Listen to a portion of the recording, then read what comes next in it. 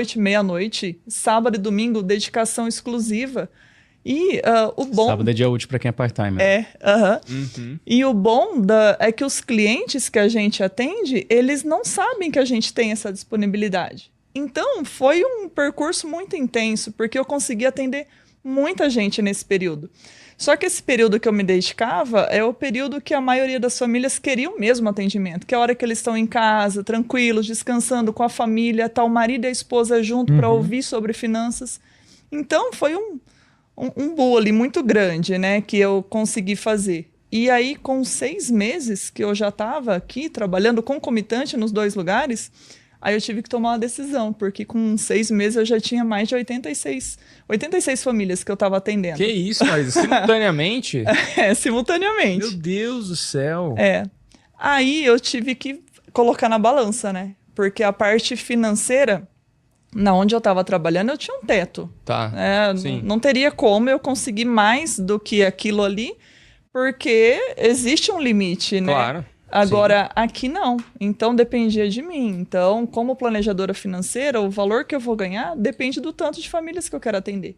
Legal. Então, isso foi uma virada de chave que eu falei, não, realmente, eu nasci para isso mesmo. O propósito que eu tenho aqui de ajudar as famílias é muito intenso. É transformador. Então, juntou essas duas coisas, né? O meu objetivo que eu tenho particular, financeiro, com mais a construção ali das famílias que eu estava atendendo, falei, é isso que eu quero para mim. Então, foi isso. E na parte financeira, quando que empatou ali? Que mês que empatou o salário que você tinha ali na sua profissão com esse novo trabalho? Dia 1º de maio do ano passado. Foi quando eu fiz 6 meses, dia do trabalho.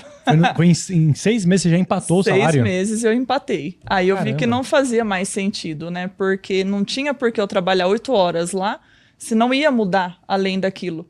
Então eu falei, não, minhas horas valem muito. Então eu preciso ficar focada no lugar que realmente vai me trazer um retorno muito maior para o meu propósito de vida também, né? Aí, inclusive, foi no dia do trabalho, que aí eu virei full time do ano passado, fiz nesse dia que foi um feriado, né? Nesse dia eu fiz 8 reuniões, fechei 4 clientes novos nesse dia. Então, foi bem assim, um sinal. Veio um sinal, falou, não, realmente você tá no caminho certo. Peraí, que a Marisa é muito humilde, né? Aí veio outro sinal que no final estava muito claro a diferença de você atuar part-time, né, numa transição. Sim. E quando você se dedica, né? Quando você queima os barcos e vai de cabeça. Nesse mês de maio, ela bateu o recorde de vendas, 28 contratos em um único mês. Caramba. Mais novos 28 clientes em um único mês, Sim. Dedicando full time, e aí acelerou e foi seguindo na carreira. Né? Até uma pergunta que eu queria fazer para você, porque, cara, tem muita gente hoje que se dedicou por anos numa faculdade e tudo mais, e às vezes não consegue chegar num salário dos sonhos. E às vezes com uma transição de carreira que provavelmente ali, se você fez isso em 6 meses, então você estudou, fez a formação, pegou a certificação e, tipo assim, conseguiu fazer tudo no período de 6 meses. Sim. É normal isso acontecer? Qual que é a média ali nos planejadores? Até mesmo antes da gente começar a falar como que a galera fica rico aí sendo CLT. Legal, vamos lá. O que acontece? Nós temos aqui um curso de especialização que torna uma pessoa independente da área que ela é, planejadora financeira, ou seja, capaz de começar a atender famílias, não todas, mas sim, começar a fazer atendimentos em 4 a 5 meses. Por que isso? No final, todos nós deveríamos fazer o nosso planejamento financeiro. Sim. Então, o primeiro cliente de todo planejador na formação é ele mesmo. Então, você pratica todos os conceitos na sua família, consigo mesmo, e aí você entende como você vai começar a atender as famílias. Claro que como se fosse um médico residente, né? Você vai atender famílias com uma certa complexidade menor, e conforme você vai evoluindo na carreira, pois a Marisa agora que já vai completar daqui a pouco 2 anos, ela vai passando por uma educação continuada. E isso tem muito a ver também com o próprio princípio do CFP, Certified Financial Planner, a certificação de excelência global, que é a referência para essa profissão e que nasceu lá em 1969 nos Estados Unidos e hoje é difundida por todo mundo. Então, a certificação também fala da educação continuada. Você, antes do avião, ele já tinha, inclusive, o brevet de piloto, ele teria que ser copiloto por 15 anos até ser comandante.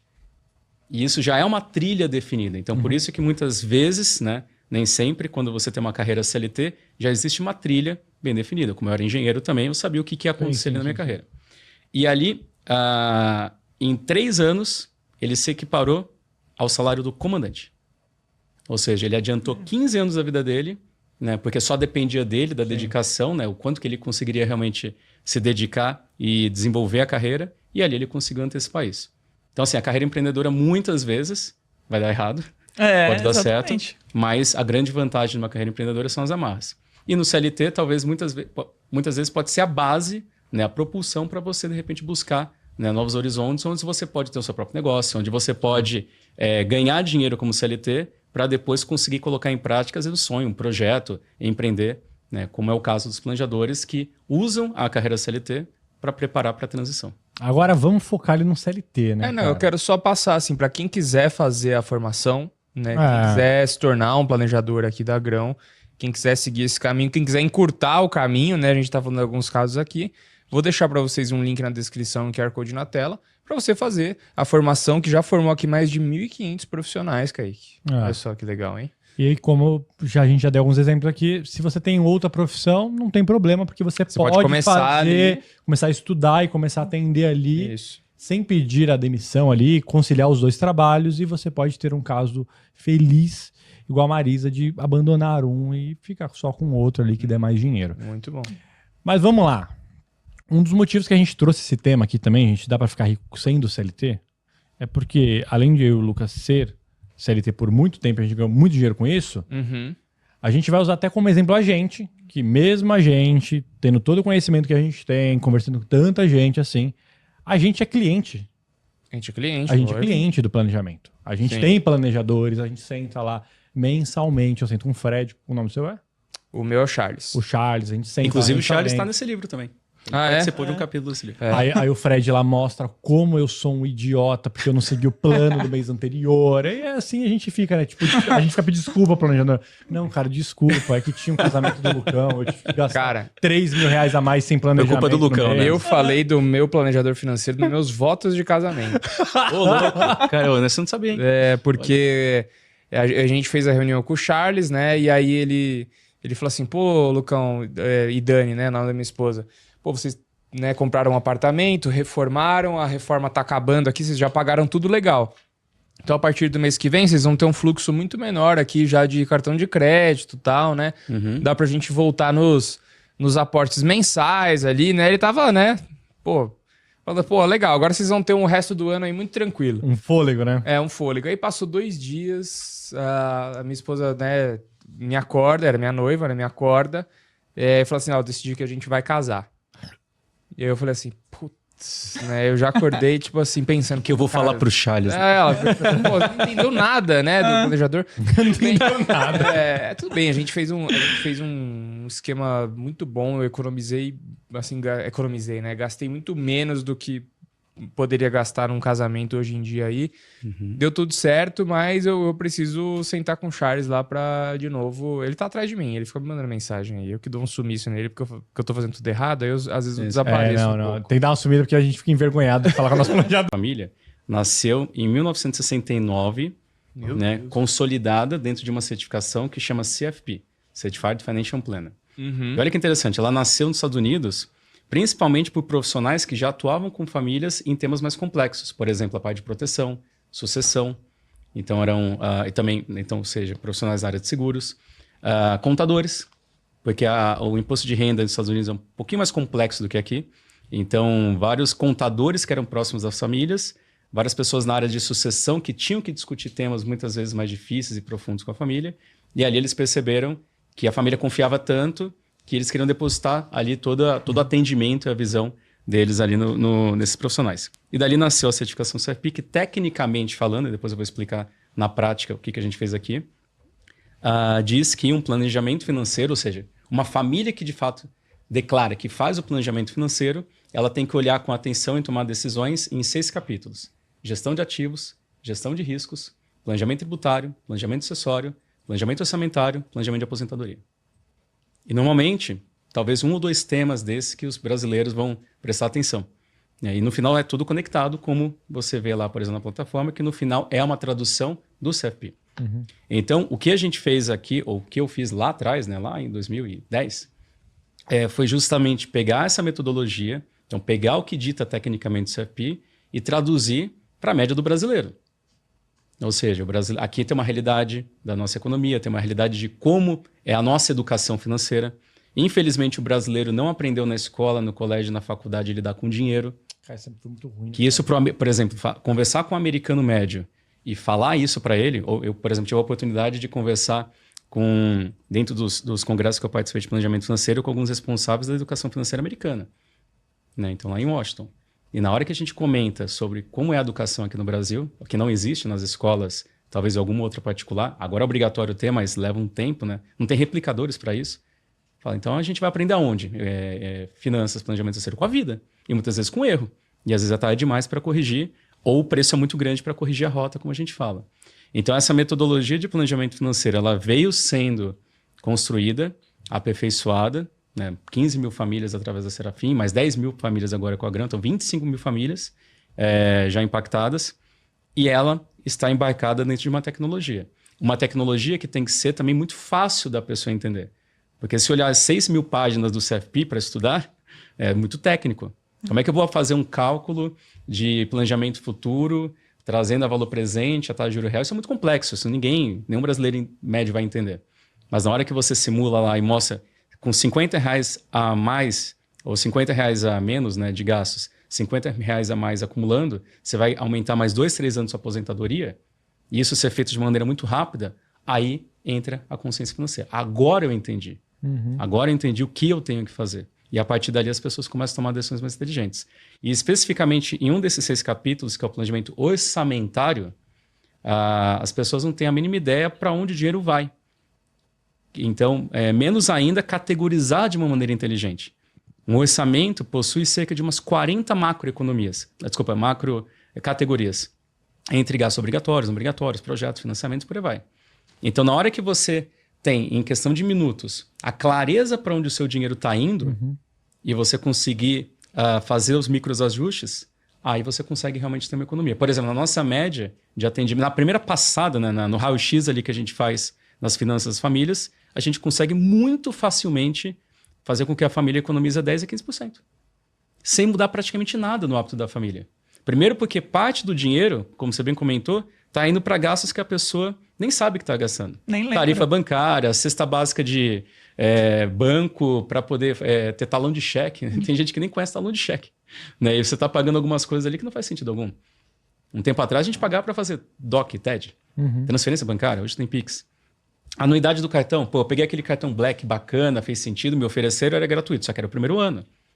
Aí quando passa um ano, tem um gasto lá de R$160. Tecnologia que consegue trazer isso em questão de minutos, em uma primeira reunião, pronto, aí a gente consegue impactar muito rápido a família e a gente consegue começar a liberar ela para começar a poupar. Lembrando que esse é só um dos capítulos. Aí entra investimentos, entra segundo, a gente pode falar de todos os capítulos aqui. Mas o orçamento é um grande tabu e é ali que já começa uma grande parte do erro da grande parte dos brasileiros, né?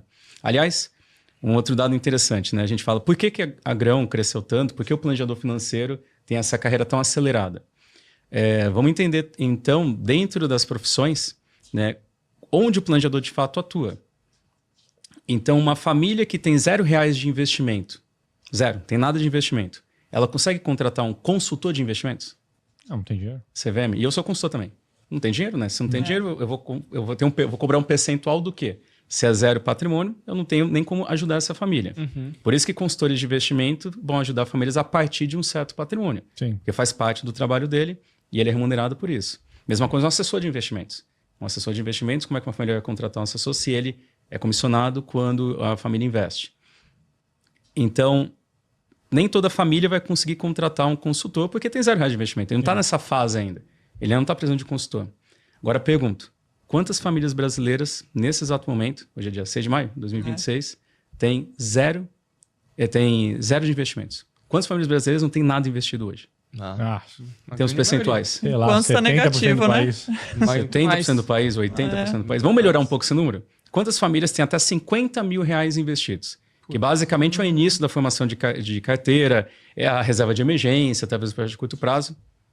Sei lá, 5%. Deve ser 5%, 10% no máximo. 5, não, deve ser para menos até. 5 para menos. Então, se a gente for olhar, nós temos aqui dezenas ou centenas de milhões de brasileiros que precisam de um planejador, né? Ou de algum outro profissional que talvez seja numa fase um pouco mais avançada. Total. Então, ou seja, a quantidade de brasileiros que precisam de um planejador para fazer esse olhar clínico, organizar os hábitos da família, tirar os desperdícios, renegociar dívidas. Muito brasileiro não sabe que você pode, por exemplo, portabilizar um financiamento.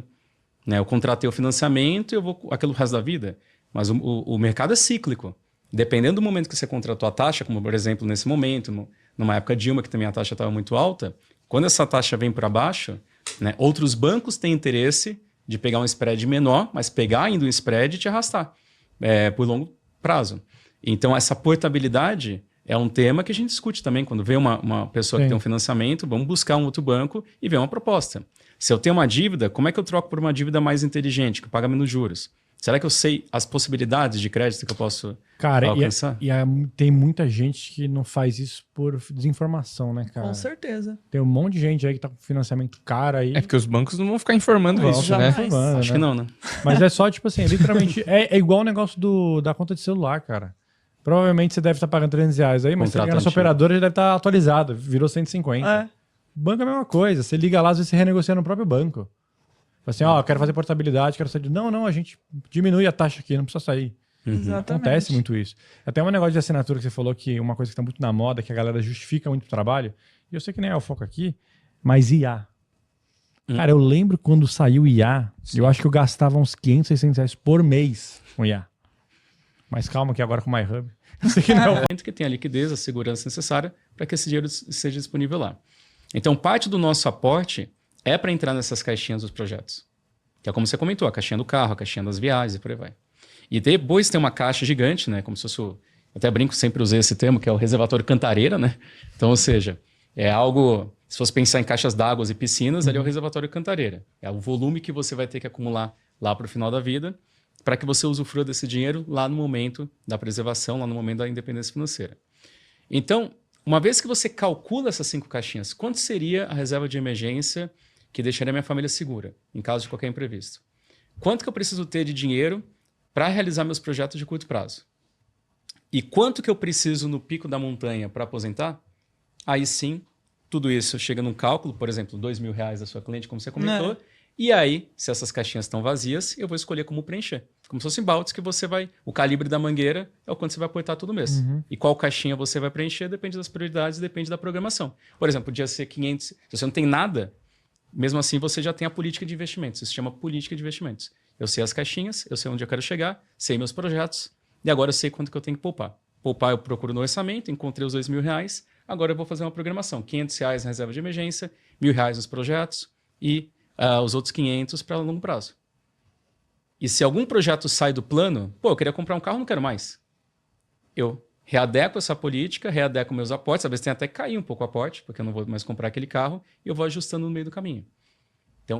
Então, quando a gente fala de alocação patrimonial, alocação de investimentos, eu vou colocar meu chapéu aqui de consultor de investimentos. Eu sou consultor também há 15 anos, assessor e consultor. Então, quando a gente vai fazer uma alocação patrimonial, 80% do sucesso dessa alocação tem a ver com tudo isso que eu acabei de falar. E 20% tem a ver com a filosofia de investimentos que vai ser utilizada, como, por exemplo, a Arca, e ali dentro a escolha dos produtos. Que é menos relevante a escolha dos produtos, mais relevante a filosofia, mas sem uma política de investimentos, aí você investe aleatoriamente. Por exemplo, a pergunta que eu mais recebo quando eu faço palestras em empresas, ou, por exemplo, ali online, Leandro, se eu tenho R$100.000, o que eu faço com o meu dinheiro? Onde é que eu invisto? Qual é a boa? Aí eu respondo, eu não tenho a mínima ideia onde você coloca o seu dinheiro. Eu não sei quanto você ganha, não sei quanto você gasta, eu não sei se você vai comprar um carro ano que vem, eu não sei se você vai reformar seu apartamento ano que vem.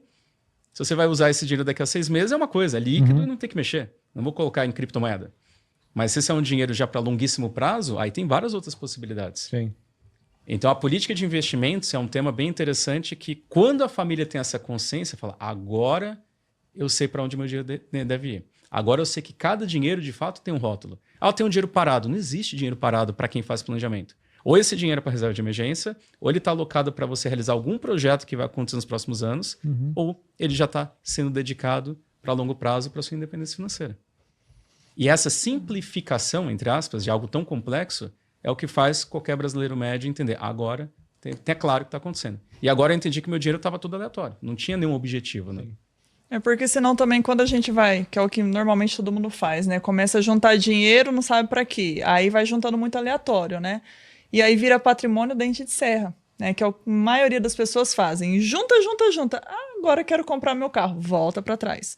Junta, junta, junta. Ah, quero viajar. Volta para trás. Porque não tem objetivo definido ali, uma clareza, né? E isso vai atrapalhando. A construção do patrimônio, ela não sai do lugar. Então é difícil quando você não tem um planejamento ali organizando, né? Tem 3 passos que a gente fala que, de uma forma ou de outra, o planejador financeiro proporciona para todas as famílias atendidas. Né? Talvez vocês possam ver se isso aconteceu com você, espero que tenha acontecido também. Mas, basicamente, toda família que passa por um processo de planejamento financeiro, o planejador proporciona essas 3 etapas logo no início. Primeira etapa é uma etapa de aumentar o nível de consciência financeira das pessoas, que significa mais educação e conhecimento. Então, no começo... E nessa primeira reunião não tem custo nenhum pra galera.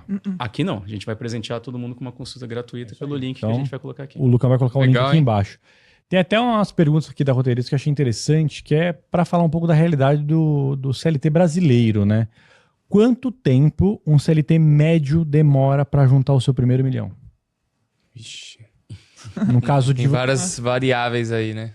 Até no caso do cara que se planeja mesmo ali, né? E se você tiver um dado do cara que não se planeja... É interessante que é a história do próprio Perini, né? Que ele conta, né? Ele no exército, né? Com a renda ali, de certa forma, mais limitada, ele conseguiu alcançar quase 1 milhão num certo período ali, fazendo as decisões inteligentes, que é não trocar de carro enquanto todo mundo trocou. Ou seja, colocar um carro zero, ele continuou usando o carro usado. Cara, inclusive essa história aí, eu assisti um Reels de um cara... Você viu esse Reels? Vi um soldado lá, de um né? soldado que ele fez... Soldado, um militar, né? Não sei qual era a patente não sei dele. a patente dele. Que ele fez... Sargento. Sargento. Que ele fez... Ele entrou no exército junto com o Perini. E ele falava, tipo assim, cara, quando eles começaram a ganhar melhor, ele mesmo comprou um carro melhor. E todo mundo debochava porque o Perini andava com um carrinho velho. E todo mundo aumentando o padrão de vida. E ele segurando uma foto do Perini e falou assim, esse cara aqui, ó, manteve tudo igual. Aí ele até deu um conselho pra galera jovem lá. Falou assim, ó, hoje esse cara é sócio do Thiago Nigri, é milionário. E eu tô aqui com vocês. Olha que interessante. Coincidentemente ou não, eu conversei com ele hoje de manhã, o Diego Reis. Né? Então, e ele estava justamente colocando o que a gente fala do despertar da consciência financeira. Né? O Perini, junto com ele, mesma formação, mesma renda, e o Perini teve o despertar da consciência, né? Do que fazer, como poupar. Então, evitar esses sonhos ou esses projetos, acumular tantos projetos ao mesmo tempo, e que evite que ele comece a poupar. E esse não, ele foi justamente cometendo ali talvez os mesmos erros que os demais. Nos sonhos, né? Só que aí o que acontece? Ele acabou, ele fala no vídeo, né, no caso, então ele se endividou. E na hora que ele percebeu, ele tomou consciência, começou a estudar o tema, ele viu o erro que ele cometeu e ele não queria que os outros colegas cometessem mais esses erros. Então, por isso que nesse vídeo ele está ali, junto com a tropa, enfim, junto ali com os colegas do exército, falando, eu cometi esse erro. Se eu não tivesse cometido esse erro, estaria muito melhor. Olha quem, no final, nem cometeu o erro e tomou todas as decisões inteligentes. O Perini, agora é multimilionário, enfim, e ele seguiu, só que antes de empreender, ele justamente conseguiu juntar lá quase 1 milhão, né? O Perini comenta, para poder fazer a transição. Então, ou seja, ele usou o exército, usou a renda dele, que não era algo tão alto naquela época, para justamente buscar o sonho. Então, é aquilo que a gente falou, às vezes a plataforma CLT ou a estrutura CLT pode ser que ajude você a realizar algum projeto de vida que faça sentido, algum projeto empreendedor. Mas, como CLT, você pode, sim, juntar dinheiro, que independe da renda, depende muito mais da sua consciência. Por exemplo, nós temos aqui uma fase da vida, que é a fase onde a gente já começa a trabalhar, passa ali pelos primeiros empregos, começa a se especializar e, de repente, o salário começa a inclinar. Sim. Então, a gente pode falar que é 30, 35 anos, alguma fase logo depois da fase inicial ali que a gente entra no mercado de trabalho. E na hora que o nosso salário começa a aumentar, existe aquela compensação. Eu falo isso em palestras também. Eu não quero mais comer no bandejão. Eu quero comer num restaurante bacana. Eu não quero ir mais no litoral aqui, na Litoral Norte. Eu quero agora viajar para Paris, para Fernando de Noronha. Então, quanto mais você gasta, mais você ganha. Justamente agora, nesse momento que você tem uma rampagem ali, né, da sua renda e que você poderia começar a poupar, é muito mais fácil transformar todo esse aumento de renda em qualidade de vida. Quando alguém tem um aumento salarial, eu costumo dizer que só tem 3 opções. Vamos pensar que você teve um aumento de R$2.000 na sua renda, certo? Então, aumento de R$2.000 de renda, você só tem 3 opções. Uma opção, você pegar todo esse dinheiro e agora investir. Imagina investir agora R$2.000 todo mês, que era justamente a meta do seu cliente.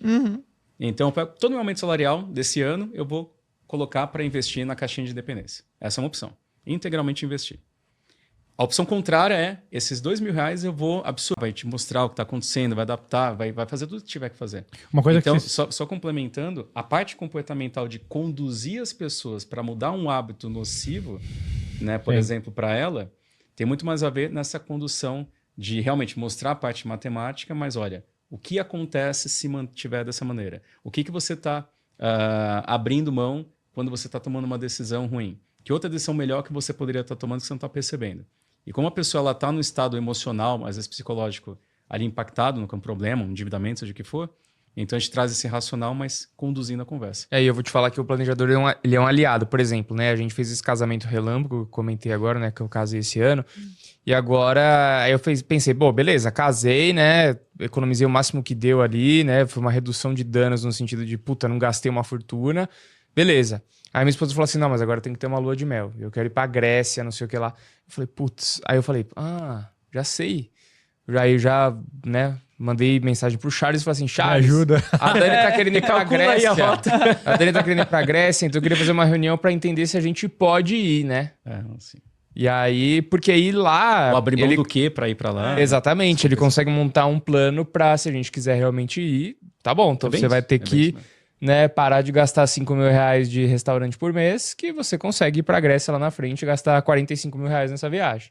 Né? Então, o planejador é bom que é... E é um bom ponto que você colocou, porque às vezes as pessoas vão pensar, pô, o planejador vai vir e vai podar tudo, né? Vai podar tudo, vai cortar tudo. né? Na verdade, a gente está aqui para ajudar você a realizar os seus sonhos. Sim. Quer ir para a Grécia? Perfeito. Que outros projetos tem? Quais são os mais prioritários? Quais são menos prioritários? Que ajuste tem que ser feito? E pode ser um ajuste para esse ano ou para o ano que vem. Então, isso é importante do planejador, criar os cenários e mostrar tudo que é possível, né? Sim, Cara, espero que ele fale que a gente tem que ir ano que vem. Vamos fazer Fica a dica aí, Charles. Vamos fazer um bem bolado aí. O que eu pagar mais para você. Aí é o clichê que você sempre escuta, né? O que eu mais me arrependo é não ter começado o planejamento antes da minha obra.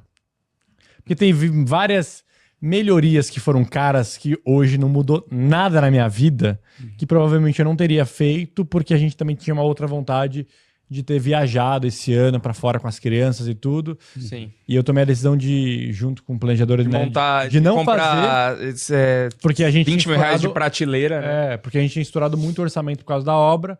Logo, tipo assim, cara, gastar mais 20, 30 mil reais numa viagem internacional seria uma cagada ainda maior. Então, provavelmente se eu tivesse feito a minha obra aí com planejamento, pô, o Fred ia falar assim, torra 30 mil reais, não ia mudar nada. E a mesma coisa, eu já falei isso pro Kaique. Teve até umas brigas que eram desnecessárias. Né? Sim. E eu já falei isso pro Kaique, eu falei, cara, às vezes a gente fica pensando na viagem internacional, né? Porque a gente fica, não, é muito caro, não é pra mim, não sei o quê. Mas na verdade, pô, eu falei, cara, 30 mil reais você deve gastar em um monte de besteira aí nos seus meses aí, entendeu? Então se você ajusta isso daí, você consegue viajar todo ano aí tranquilamente. Porque, sei lá, no nosso caso aqui, tipo, pô, economizar 3 mil reais por mês. Provavelmente deve ter 3 mil reais de restaurante, bobagem, que a gente gasta por mês. Com certeza. Vocês veem muito, eu tava falando aqui, né, da minha esposa, vocês veem muito essa parceria dos casais, assim, na hora de se planejar? Ou vocês, financeiramente, ou vocês ainda veem uma coisa assim, cara, não, o marido ele tem medo de falar pra esposa quanto que ele ganha, a esposa esconde quanto que ela ganha, quanto que ela gasta. Vocês acham que tem muito disso ainda, essa não... Os casais não abrem números. Não tá transparente, não cara. Tá transparente. Você não sabe quanto que o seu marido ganha. Aqui do Primocast. Dá 5 estrelas se tiver no Spotify. Grande abraço, até o próximo episódio. E tchau.